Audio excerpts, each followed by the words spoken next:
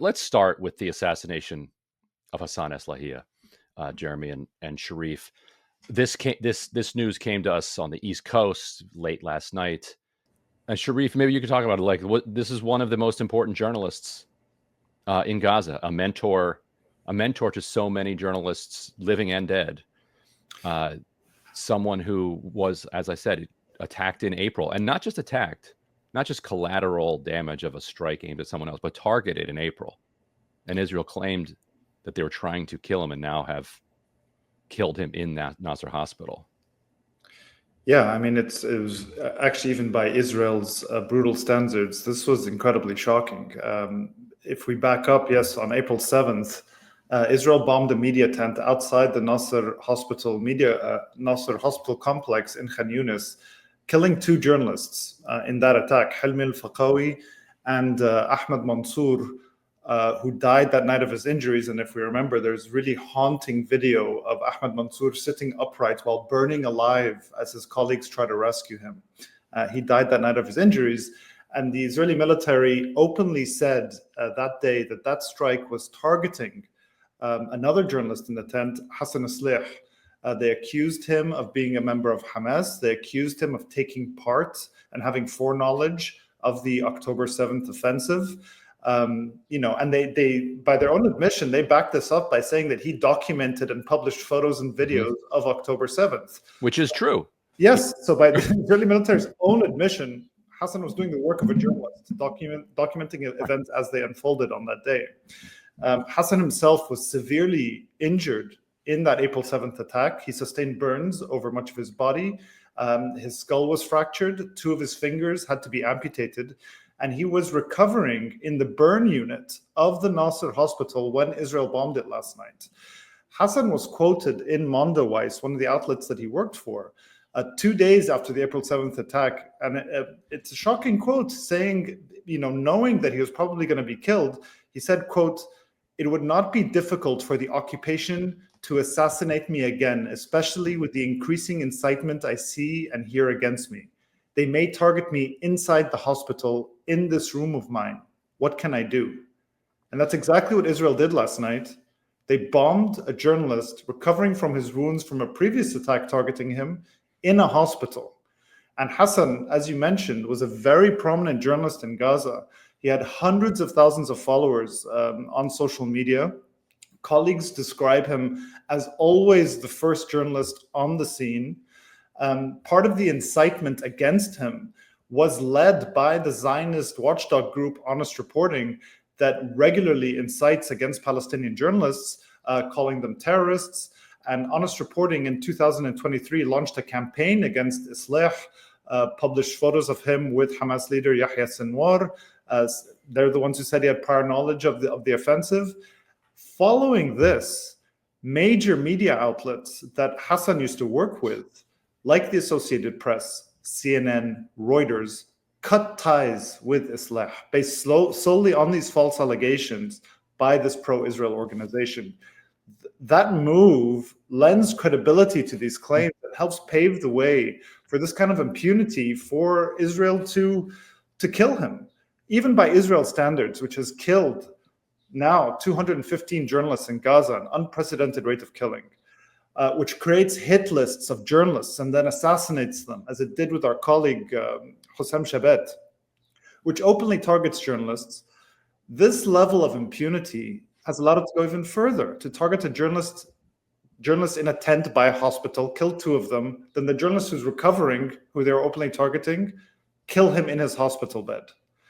Yeah. And what's also very difficult to contend with, I did not see any breaking news updates about this from any major Western media outlet. There was plenty throughout the day about the release of Eden Alexander, the Israeli-American soldier, prisoner who was released, but none about the bombing of a hospital in Gaza to assassinate a journalist recovering from his wounds. Right, and this is a man that they had worked with, a lot of these major outlets. And Jeremy, can you talk about that for a moment? Because this link between completely fantastical propaganda from organizations like Honest Reporting, which will take just nonsense on the one hand, like, oh, here is evidence that he was taking photographs on October 7th, and the evidence being that the photographs were published by the Associated Press, by CNN, by other outlets that he worked for, doing the work of a journalist. Take that sort of thing, combine it with decontextualized imagery, in this case, a picture with Sinwar, which there, most American, I have a photo with Obama, who's a war criminal. That doesn't make me a legal target. Most Israeli journalists, I would assume, have photos with Netanyahu. Does not make them legitimate war targets. So that you have propaganda operations like that elevate things into the social media space. You then have Western media deciding not to push back against that, not just or even ignore it, because ignoring it is also an option. You don't have to respond to every troll that comes at you. So can you talk about the role that Western journalists played and Western media institutions played in cutting ties with him and leading to what happened last night? I mean, first of all, in the big picture, this is part of a much broader pattern of the dehumanization of Palestinians, no matter what their work is, no matter what their age is, no matter what their political orientation is. That they're one of the methods that is used to justify mass murder operations or mass killing operations is very early on dehumanizing anyone that you want to kill, because then you rationalize the deaths of all of them. And Israel didn't just do this beginning on October 7th. This is a multi-decade campaign of dehumanization that has been very effective in the United States and other Western countries. So that's the first thing that we need to say, that the premise is there's no such thing as a real Palestinian journalist. There's no such thing as a real Palestinian doctor. There's no such thing as a real Palestinian child. They're actually in an incubation process for the production of terrorists. That's how Palestinians are talked about. The other aspect of this, Ryan, is that if you look at the nature of American journalism, particularly U.S. journalism in U.S. wars, where you have the phenomenon of embedded journalism, we have seen throughout history American journalists go into war zones with American forces, and they serve as conveyor belts for the propaganda of that war or of those wars when they're embedded. And Israel certainly has done that repeatedly with Israeli journalists and some Western journalists taking them into Gaza on their propaganda tours. So because Netanyahu and Israel shut off Gaza from the world, because they have denied access to international journalists to enter Gaza, the reality is that our heroic and brave Palestinian colleagues inside of Gaza have been the only media workers, the only journalists that we've been able to rely on to document the genocide that they're simultaneously suffering as their family members are killed, as their countrymen and women are killed. And I think that it's not just a matter of Western journalists and Western news outlets remaining silent in the face of the single greatest deliberate mass murder campaign of journalists in history. It's that almost no news organizations embraced our Palestinian colleagues and said, we want you to write for us, or we want you to start shooting footage for us. There's only a handful of Western news organizations that continue to have any sort of a relationship with Palestinian reporters inside of Gaza. This was a real crime against the public interest, that powerful news organizations didn't embrace Palestinian journalists to be their reporters or their documenters on the ground, because this would have offered some layer of protection. Obviously, Israel has no compunction about killing journalists from any news organization, but it raises the stakes a bit if you are killing journalists who work for the New York Times or the Washington Post or CNN. But at the end of the day, what we've seen happen is that Israel is particularly targeting those journalists who are 24/7 live streaming Israeli war crimes. And Hassan was one of the most prolific documenters of Israel's genocidal war. That's the main reason why they're targeting these journalists, is to shut them down and to literally and metaphorically shatter their cameras. They don't want the world to see these crimes. And so, Israel will have no problem targeting a journalist, whether they're in a tent, whether they're in their home, whether they're with their wife and children or their husband and children, or whether they're in a burn unit receiving treatment from an attempted assassination on April 7th, as was the case with Hassan.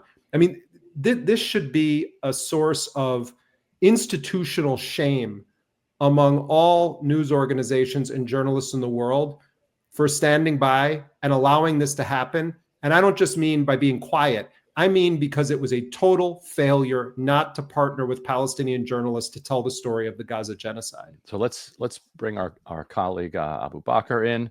I wanted to ask you about your colleague who was assassinated, Hassan Eslayeh, last night in Nasser Hospital complex. I know this is somebody whose work you revered, who was someone who led the way for Palestinian journalists, not just in Gaza but throughout Palestine. How did you come to know him and his work? And can you talk a little bit about his influence on you? First, I think this is a very, very heartbreaking and huge loss for everyone in Gaza, not only the journalists, because everyone in Gaza, from the young to the elderly, knew who Hassan Eslayeh was. He was more than a journalist. He was a very kind, noble man who would really spend most of his time just helping people. I remember when I was working with him during the genocide, I was reporting just next to him, and we were talking about Gaza, the recent attacks, and what we should really report in the middle area and in central Gaza and across Khan Yunis. So a lot of people, when I went to his tent, because he was displaced, and reminded to people that Israel has targeted and flattened his home during the genocide, and Israel admitted it has deliberately targeted and leveled his home. That was just a few months ago, before wounding him and after that killing him. So I remember a lot of people were coming to me and asking me, a lot of the poor, they were asking me about, where is Hassan Eslayeh? Where is he? They told us that he was around, and then I guided them where he was, and they were just approaching him to talk more about their stories, to talk more about, to help them in a way. And he never said no to anyone. He was spending most of his time just trying to help those people, even sometimes from his own money, or even highlighting their stories on his social media, because he has a big social media influence, and he's the most renowned journalist in Gaza, the most renowned local journalist. If he really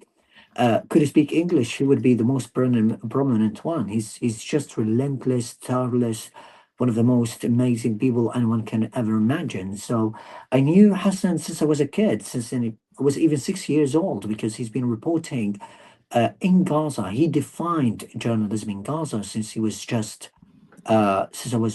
7 years old in 2009. So that's 3 years after Israel imposed that highly strict, crippling siege on Gaza.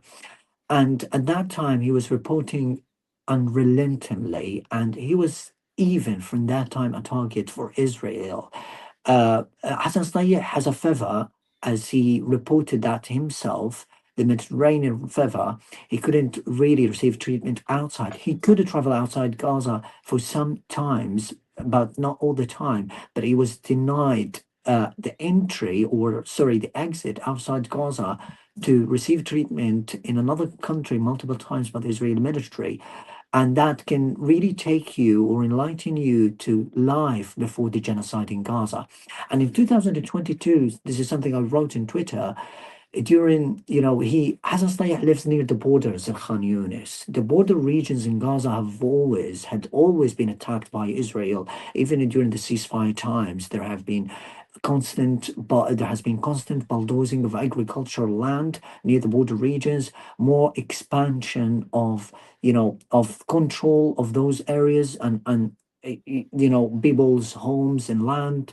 And even in Gaza and Abasan, where Hassan Eslayeh is, these two neighborhoods on the eastern outskirts of Khan Yunis had always been attacked by Israel during the ceasefire times. So in 2022, he was tear gassed by a bunch of Israeli soldiers near the border regions because he was reporting what they were doing. They were shooting relentlessly on people. Israel has reportedly killed tens of people who live near the borders during the past years, even not in times of wars, not in times of escalations. This is something very, very underreported, but Hassan Eslayeh was reporting that all the time. So he was tear gassed and he was injured in that time. The Palestinian Journalist Syndicate also talked about it. The community in Gaza talked about it, that Hassan Eslayeh was targeted multiple times. And during the Great March of Return in 2018, Hassan Eslayeh was also, he survived multiple shots, gunshots by the Israeli soldiers stationed there. So there was always a deliberate act or a deliberate attempt to kill Hassan Eslayeh, not even during this genocide, but Israel tried to fabricate the story and took that and tried to kill him under the pretext of being just a tourist, although he just reported something, a big event that happened on October the 7th. I know Hassan Eslayeh very well. Everybody knows him. He's the epitome of kindness. He's the essence of tenderness. Is the essence of a noble, great human being. I feel very sorry, deeply heartbroken that Israel has killed him. I hope Israel will be held accountable for what it has done to them. And you can see the magnitude of this war crime. But Hassan never held a gun in his life. I'm very responsible for what I'm saying. He never had any political affiliations. The photo that he took with Yahya Sinwar was just an event that he was in. Hamas controls Gaza. Everybody knows that. He was reporting there. Yahya Sinwar just said that he wanted to take a photo with him. I could be Hassan Eslayeh in that time if I was as prominent as he was in that period. I could be him. Anyone could be Hassan Eslayeh in that situation. But I can guarantee for you that Hassan Eslayeh never wanted to take this photo. But Yahya Sinwar was one of the top leaders in Gaza, and he himself asked for this photo. I can tell you from that. And then he took this photo, and we heard about this photo multiple times from his friends and people around him. So you can say that Israel, and we all know that Israel has deliberately targeted him. So someone who doesn't have a gun, someone who even did neutral reporting. He's never been harsh on Israel. He's never been, trying to criminalize Israel for anything they have been doing. And by that, I mean that he hasn't been supporting Hamas. He hasn't professed any support for Hamas or the resistance during the genocide. His reports are very clear on social media. He just says, Israel has bombed this area. Israel has bombed this area. He never called Israel terrorist. He never called Israel for what it has been doing in Gaza. So just tell me, he's a very skinny man who has been very, very much suffering, solely suffering because of the starvation. So why was he killed then?